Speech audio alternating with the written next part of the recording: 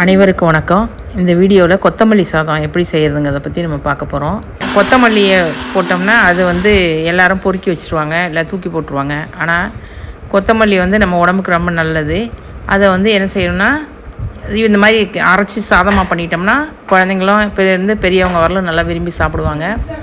இப்போ அதுக்கு தேவையான பொருள் என்ன அப்படின்னு பார்த்தீங்கன்னா, ஒரு துண்டு இஞ்சி, நல்லா பெரிய துண்டாக ஒரு துண்டு, 2 பூண்டை உரித்து வச்சுருக்கோம், ஒரு 150லேருந்து 200 வரலும் சின்ன வெங்காயம் எடுத்து வச்சுருக்கோம். அப்புறம் பச்சை மிளகாய், காரத்துக்கு ஏற்ற மாதிரி ஒரு 4லேருந்து 5 பச்சை மிளகாய், 2 காஞ்ச மிளகாய், கொஞ்சம் கொத்தமல்லி இலை நல்லா ஃப்ரெஷ்ஷாக உருவி வச்சுருக்கோம். இது கூட சிம்மாரான இலையாக தான் இருக்குது. இன்னும் நல்லா பச்சையாக நாட்டு கொத்தமல்லியாக இருந்தால் இன்னும் நல்லாயிருக்கும். அது எடுத்து வச்சுருக்கோம். இப்போ மிக்சியில் ஒரு பொருளாக போட்டு அதை அரைக்க போகிறோம். முதல்ல இஞ்சி, பூண்டு, வெங்காயம், சின்ன வெங்காயம், பச்சை மிளகாயை போட்டு நல்லா அரைச்சிட்றோம். அரைச்சிட்டு குறப்பாக அரைச்சிட்றோம். அப்புறம் கொத்தமல்லி இலையை போட்டு திரும்ப அதை நல்லா மை மாதிரி அரைச்சிட்றோம். அதிலே உப்பும் சேர்த்துக்கிறோம். உப்பு சேர்த்து நல்லா அரைச்சிட்றோம்.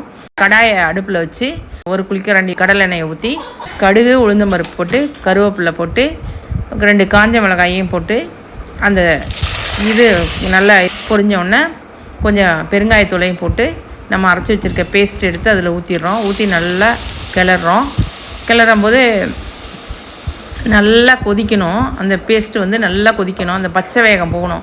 வெங்காயம் போட்டிருக்கோம், இஞ்சி போட்டிருக்கோம், பூண்டு போட்டிருக்கோம், எல்லாம் ஒன்றா போட்டு அரைச்சி தான் போடணும். இதை எல்லாத்தையும் நல்லா கொதிக்க விட்டோம்னா நல்லா அந்த பச்சை வேகம் போய் நல்லா எண்ணெய் பிரிஞ்சு வரும். அந்த மாதிரி நேரத்தில் இதை நல்லா அது வரலும் நல்லா கிளறி விட்டுக்கிட்டே இருக்கணும். பாருங்கள், இப்போ கொஞ்சம் கொஞ்சமாக எண்ணெய் பிரிஞ்சு வருது பாருங்கள். நம்ம ஊற்றின எண்ணெயெல்லாம் கொஞ்சம் கொஞ்சமாக வெளியே அதை நல்லா வெந்து நல்லா வெளியே எண்ணெய் பிரியிற சமயத்தில் அதுதான் அதுக்குள்ளே பதம். அந்த நேரத்தில் பார்த்திங்கன்னா அந்த நல்ல எண்ணெய் பிரிஞ்சு வரும்போது இதை ஆஃப் பண்ணிடணும். ஆஃப் பண்ணி கொஞ்சம் நல்லா ஆற வச்சிடணும். அப்புறம் சாதம் வச்சு குக்கரில் வேணாலும் வச்சுக்கலாம், வடித்து வேணாலும் வச்சுக்கலாம்.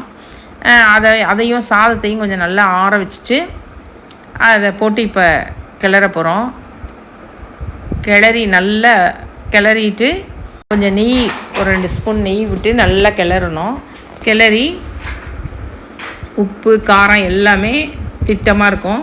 எல்லாத்தையும் நல்லா போட்டு நல்லா கிளறிட்டு அதுக்கு தொட்டுக்கிறதுக்கு பார்த்திங்கனாக்கா தயிர் பச்சடி நல்லாயிருக்கும், ரொம்ப நல்லாயிருக்கும். அப்படி இல்லைன்னா எங்கள் குழந்தைக்கு தயிர் தான் ரொம்ப பிடிக்கும். அதுக்கு தொட்டுக்கிறதுக்கு ஆனியன் தொட்டுக்காது, அதனால தயிர் மட்டும் அதுக்கு போட்டு வைக்கிறோம். இப்போ பார்த்திங்கனாக்கா கொத்தமல்லி சாதம் ரெடி ஆயிடுச்சு. இது சுகர் பேஷண்ட்லேருந்து ப்ரெஷர் எல்லா இதுக்குமே நல்லது, ரொம்ப உடம்புக்கு நல்லது. அதனால் இது மாதிரியே ரெடி பண்ணியாச்சு. இப்போ அதுக்கு தொட்டுக்கிறதுக்கு தயிர் 1 கப்பு எடுத்து வச்சுருக்கு. இதை சாப்பிட்டு பார்த்து உங்களுக்கு பிடிச்சிருந்தா இந்த சேனலை சப்ஸ்கிரைப் பண்ணுங்கள். ஏதாவது உங்களுக்கு சந்தேகம் இருந்தாலும் கேளுங்க. நன்றி.